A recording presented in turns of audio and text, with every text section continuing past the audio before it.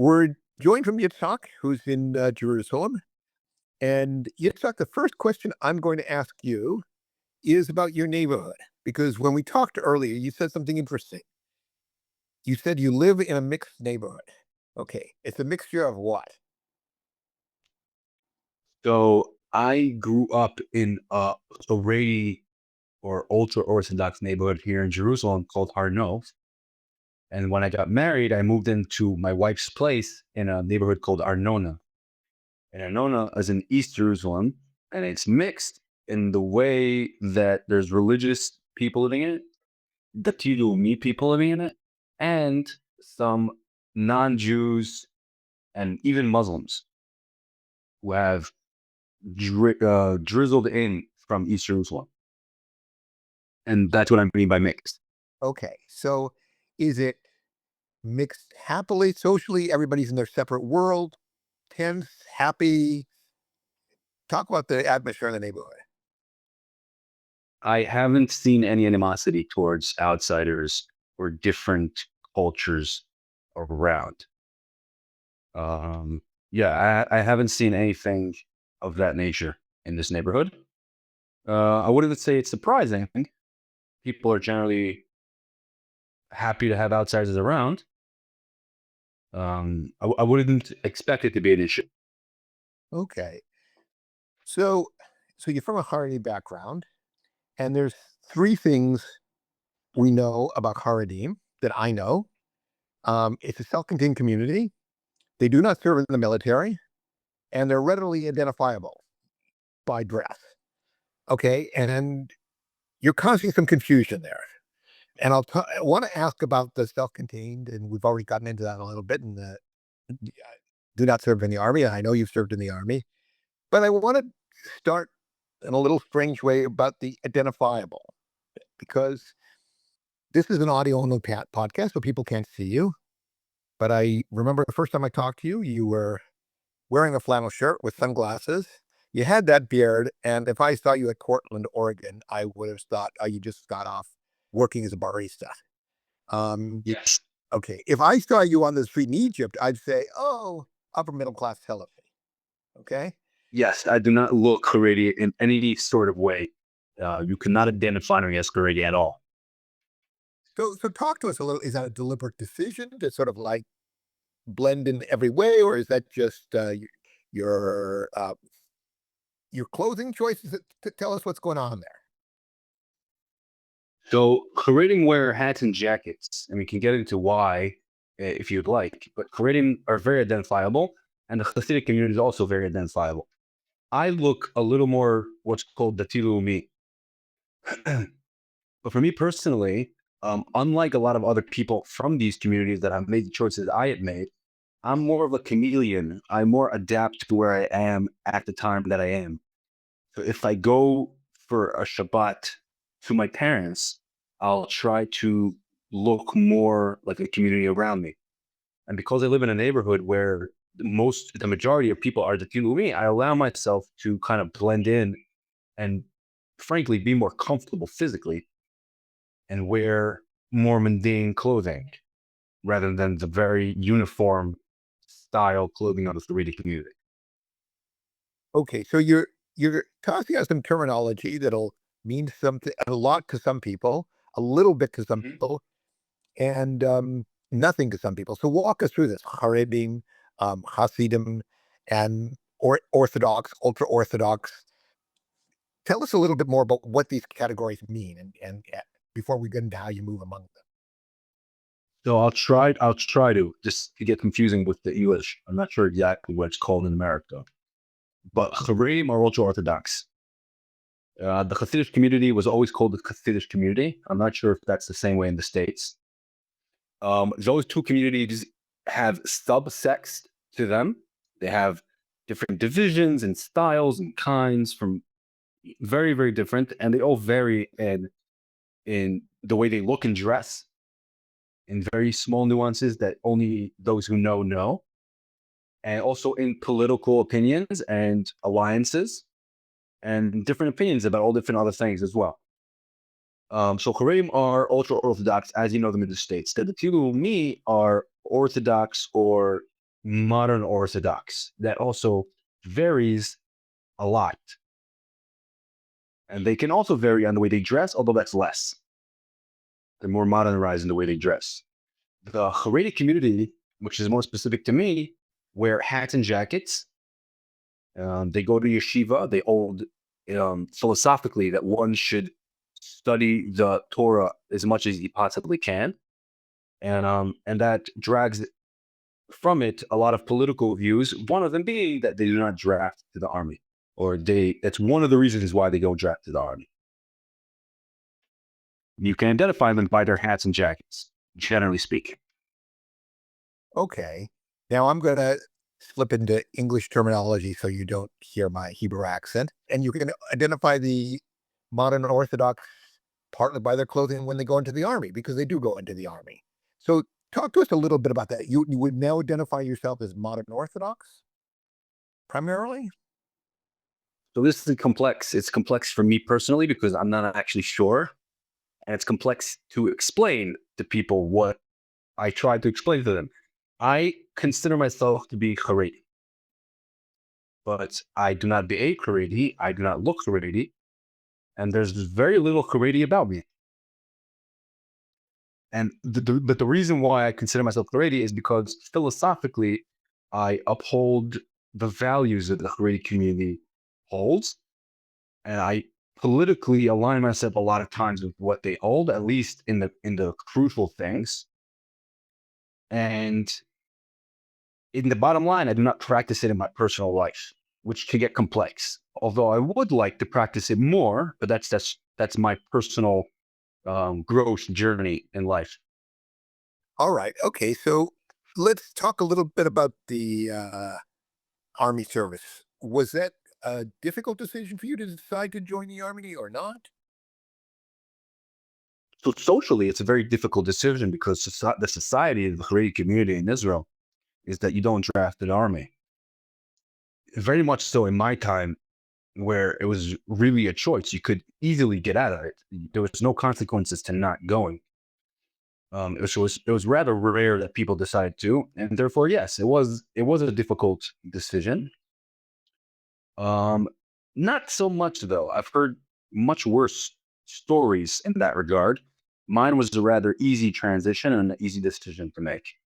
Due to my family and the people around me, the community where I grew up was a more open-minded community and certainly not as defensive of other ideas and other decisions from other people.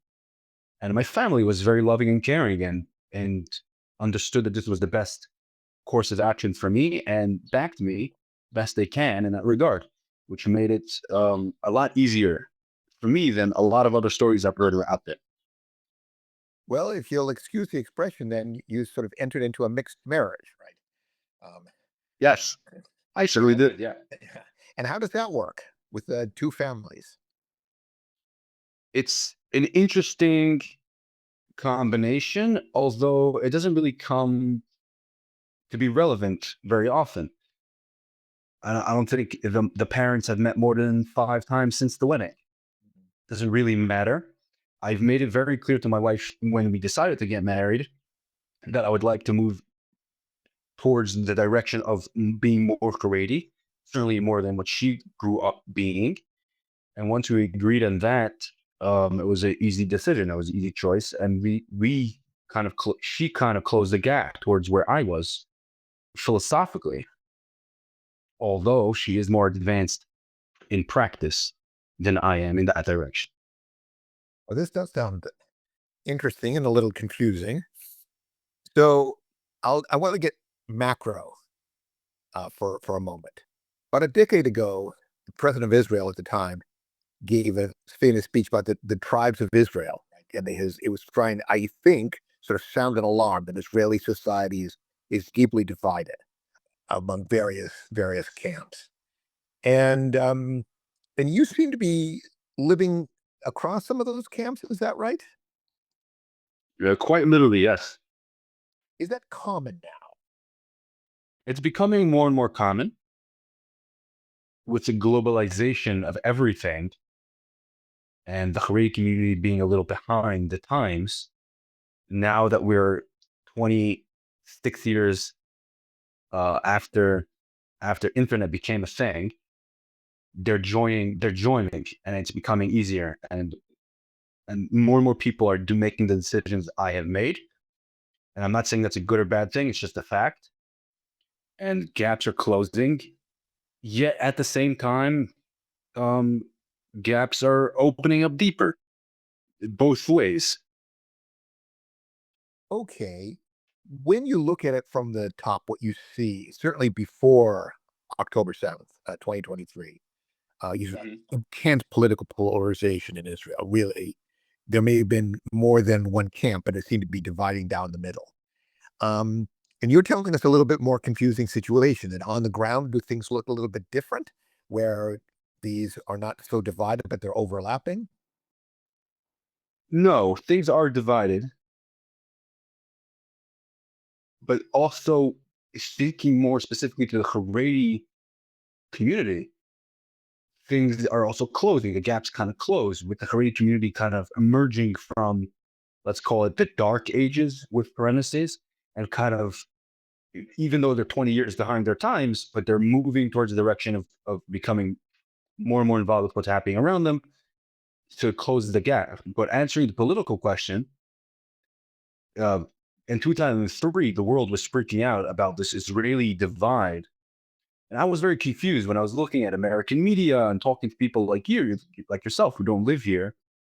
I did not see a divide that grand. Maybe I do not understand the political situation in Israel, but I remember many divides amongst the Israeli community. I remember Pinui Gush Katif, and everybody freaked out about the divide. The divide.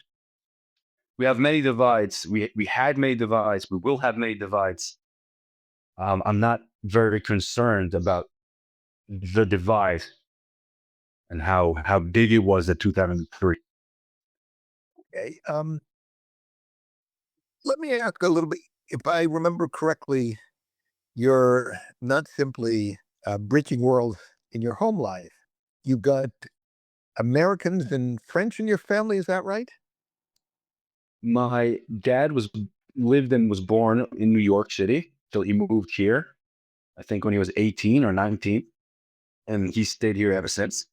My mom was born in Israel, here in Jerusalem, and moved to Paris when she was around 5 years old, and grew up as a French native till also around the age of 19, till she moved here, met my dad, and they stayed here ever since.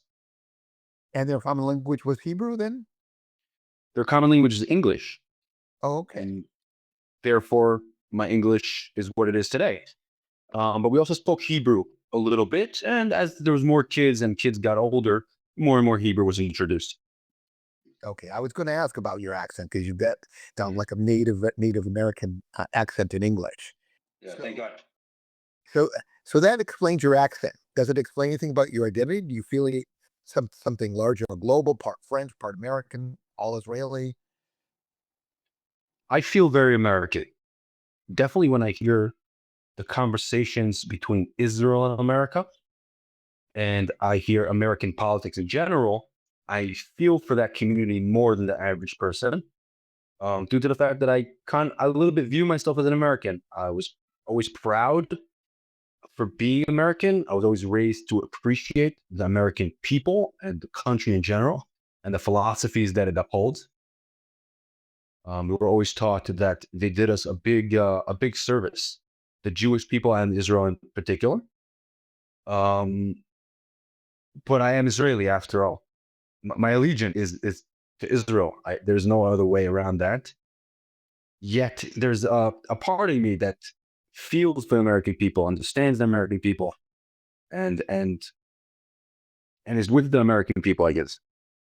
Okay, so tell us a little bit more about that. I mean, have you lived in the United States, or do you identify with any particular group in the United States? No, I've never lived in the United States. I've visited multiple times over the years, but I was raised American. My dad is very American. My dad never assimilated into the Israeli culture, although it's not very apparent because he is Haredi. So a lot of what a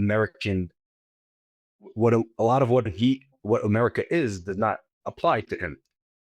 But like I said, he always raised us to be proud to be American and appreciate America for what it is, and to be thankful for America.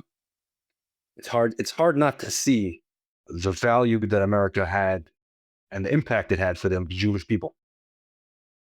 So, growing up, are you the American kid in the class? This very much so. I was always singled out to being American, even if technically there's nothing American about me besides my passport.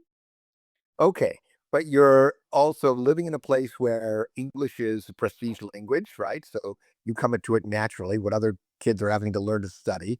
Um, Yes. America's a dream for some Israelis to go to. So does being an American in school, is that a good thing or is that a bad thing? Both. It was both. Many times it singled you out as the outsider due to the fact that you were stigmatized as an American, and many times it was a prestigious title to have because you had a worldly understanding, apparently, and you spoke English and you flew to the States, right? So it was very cool, definitely growing up. But as I grow older, the English language comes more and more to play, and people are envious of that more and more. Yes, this is what I've seen. As I said, as a prestige language is sometimes even a door to certain kinds of jobs you wouldn't be able to get it because you can interact globally a lot more. Have you found that professionally? I found that professionally, the English has helped, although I haven't entered any jobs that require it to be on the level that I have. Not at this point in my life. So I'd like to switch a little bit to your army experience. So when you go into the army, are you you're in a mixed unit, like you're mixed neighborhood? There are people from all kinds of backgrounds, is that right? So I got drafted to a unit called HITS or Arrow. It's part of the 202nd Brigade of the Paratroop Divisions. It's a closed unit, meaning you can't just show up and go there. You have to be from a Haredi background, which is a confusing title to have because what does that even mean, having Haredi background? But they have certain rules for that. And only people from said background can apply to be in this unit. So although there was a array of different people from different places and different backgrounds and different types of people, they all had that common denominator where they wanted to be in a religious unit, and had some kind of religious background. Well, that's real interesting, but not all of them are would be currently hardy. Oh, absolutely not. Most of them despise the Haredi community. Okay, now that's got to make for some interesting dynamics, especially inside an army unit that's supposed to be doing things together. It certainly was an interesting dynamic. Many arguments and discussions have sprouted from this particular point. Many people who leave the Haredi community, due to the fact that it's so closed and so defensive of its way, leave with resentment and with pain and anger towards the community and the things that they had to go through. Some of it is reasonable and understandable, and some of it is just anger, that has nothing to do with Haredi community. A lot of times, that's kind of the discussions we've had. I tend to defend the Haredi community and the Haredi outlook. And many people from that type, meaning people who leave the Haredi community, are very angry and against the Haredi philosophies and actions on their day to day. And this has to do kind of with communal dynamics. It's not social, political, or anything more. Is it? It all drags on. It kind of, each one drags the other. So generally, kids who leave the Haredi community, like I have, leave because they didn't make it. They weren't able to do the things the Haredi community wanted to do, or they were hurt by a parent or a teacher. And that causes resentment, not only to that teacher or that parent, but to the philosophies that he upholds and the community itself. And therefore, it drags on to political views, et cetera, et cetera, et cetera. It kind of becomes one big package. So, in a sense, I think some people might be familiar with this. My ancestors came from that background and they left Mhm. it. by getting on a couple boats and going to Indiana from Lithuania, right? The Haredim in Israel, or the people who leave, are not going halfway around the world. They're staying locally, and they may still have involvement with their family. Does that make for a more intense or divisive dynamic? You're wondering whether or not the fact that people who have left the Haredi community stay in Israel causes a greater divide amongst the communities. Yes, and they're still living not far from each other. I think it can create both. I think it does both. I think it adds understanding and confusion amongst both communities. Some people who leave the Haredi community speak highly of it, understand its values and morals clearly, and are able, therefore, to articulate it to the outsiders. And some people do exactly the opposite. Some people who leave the Haredi community, like those I've spoken about before, leave and speak ill of the Haredi community. Whether they're right or wrong doesn't matter. They just do so, and therefore it can create both. Okay.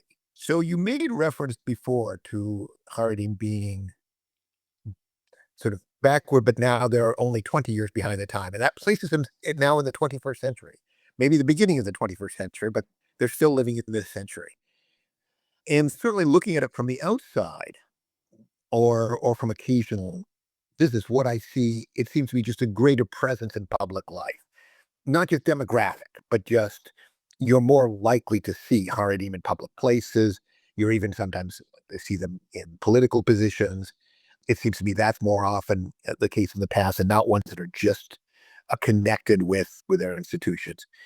So speculate 20 or 30 years from now, is this going to be a situation in which instead of being a self-contained community, you're going to have a spectrum, a mush, just a less sharply demarcated, you're in this community or you're outside of this community, you're in this camp or you're in that camp? Is that where you think things are headed? 100%. 100%. You see Haredi more and more out and about because simply there's simply more of them. I don't know the exact numbers, but there, since 70 years ago, when this country became a thing, there were not many of us, the Haredi community, around. And now we hold positions in government, and there's many of us. And 30 years from now, that number is just going to grow. So simply the having the Haredi community grow will put more of them out there, and you will see more of them. But in my lifetime, I have seen the Haredi community change and be more diversitized and be more accepting and have more ripples and dynamics in it. 100%. Okay. I've heard an argument, and I'd like to test it on you. The argument says that because women's participation in the labor force among Haredi was actually often higher, as they were expected to earn incomes, Mhm. men could study. Far, all right. Oh, yeah. Way more Haredi women work than men. So that this was the spearhead of essentially greater integration. Maybe integration is too strong a word, but greater participation in public life. That it was led much more by Haredi women than it was by Haredi men. Is that do you see that on the ground? On the contrary, if women are the workforce in the Haredi community, you would see less of the Haredi community out and about. Haredi women tend to not be out and about. That's against their nature. The fact that they are going to work more than men is against the nature of the Haredi community. That's even a better question as to why women in the Haredi community even work at all. The Haredi woman tends to be home and in her neighborhood. She takes care of the kids and doesn't frolic about. That's against the ideals of the Haredi community and the way they raise their daughters. I would think that that question is exactly the opposite.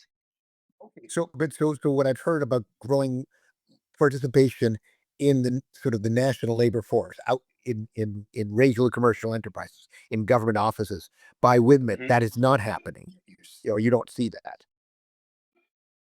No, you definitely see. a huge amount of Haredi women working, way more than the men, but I wouldn't think that that causes more integration than if the men worked.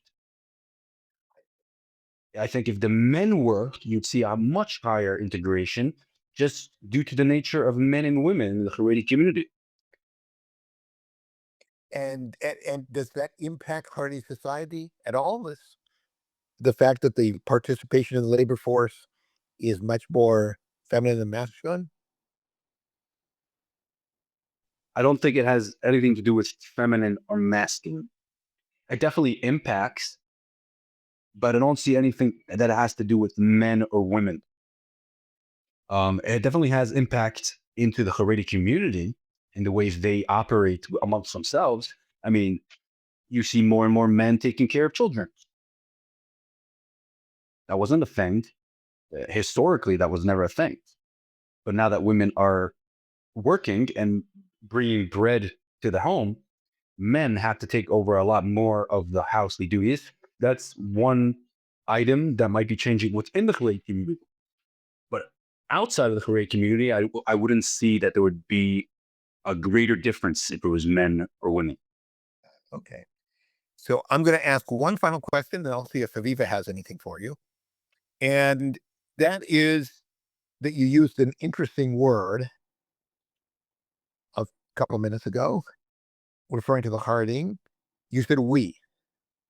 So Yes. ultimately, when push comes to shove, you would consider yourself Haredi, still Haredi, or trying to become Haredi, or how would you define yourself? I define myself Haredi.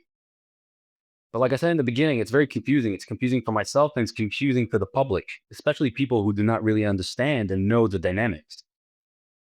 And I was raised Haredi. I associate myself with the Haredi community. And that's why I say the we with a little bit of a smile, because I'm not very much Haredi. I started working. I went to the army. Um, I didn't always keep halachic Judaism, right? So it's a difficult answer. It's a difficult question for myself. But for myself to answer is whether or not I am or am I not Haredi. I'm not sure how to. I'm not sure if I know yet. Okay. And then I said that was the final question, but let me just pin on one more. Of the Haredi community or near Haredi community, how many are like you? People who are on the edge, attracted, part of it, not part of it. We think of it as a community with very sharp boundaries, and you're living on it. How common is that? Well, due to the fact that I am on the outskirts, I meet a lot of people from the outskirts. So my number would be very high.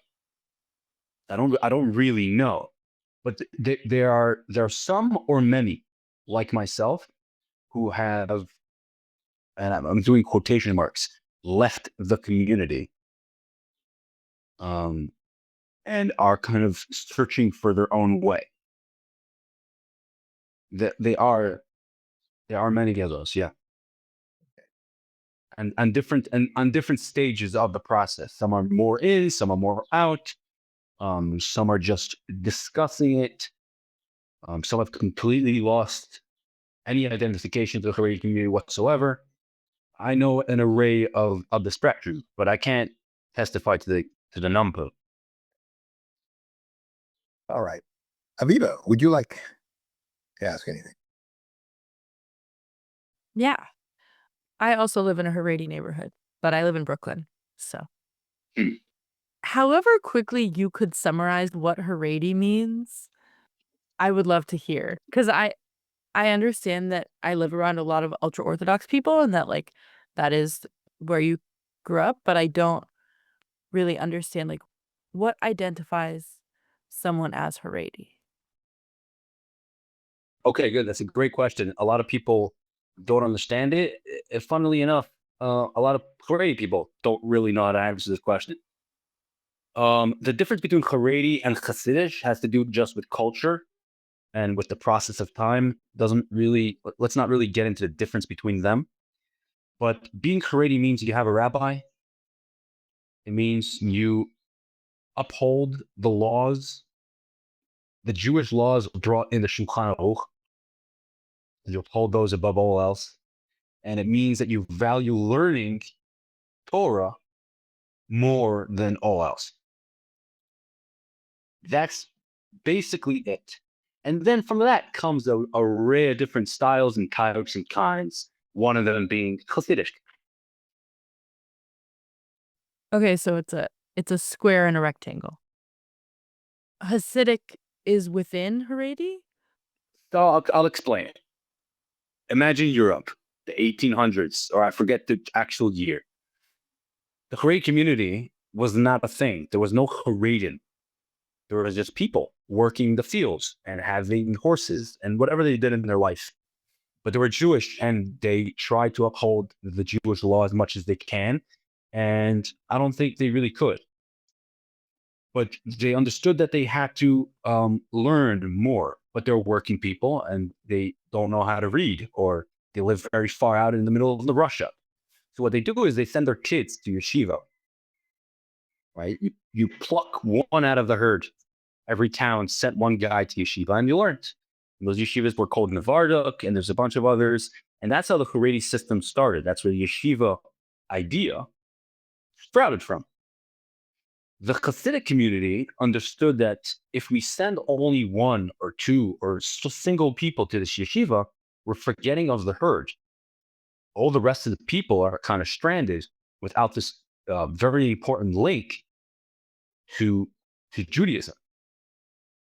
So the Hasidic idea was to try and pull the regular people, the bottom of the barrel people, the working class, towards the yeshiva and towards the rabbi and towards the shul.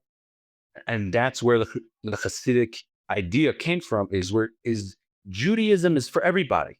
The fact that you're a working class person and you're not very scholared makes no difference to God. And it made this kind of more of a communal aspect to it. And from that ideal became many more things came from that, until the point where you see the Hasidic community today. But the Hasidic community today upholds the same values as the Haredi community. They send their kids to yeshiva to learn, and they have a rabbi, and they uphold the Shulchan Aruch as best they can. But in practice, the social construct within the society is a little different. They're a little more open. They're more open-minded for the working class. In Haredi community, it's very unaccepted, definitely in Israel, to go work.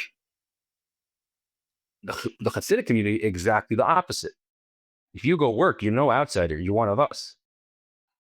There's nothing wrong about that. It's just one way that it comes out for practice. That's really essentially the difference. That's so interesting. Thank you for explaining that. My pleasure. All right. Yeah. Thanks very much for joining us, Yitzchok. And I will guarantee you that none of the other guests that we've had have talked about this. Not the Jordanian, not the Egyptian, not the Palestinian. Yeah. So you're giving us glimpses into a world a lot of us see, and some of us have some vague familiarity with, but you're giving it to us from the inside. So thanks very much. My pleasure.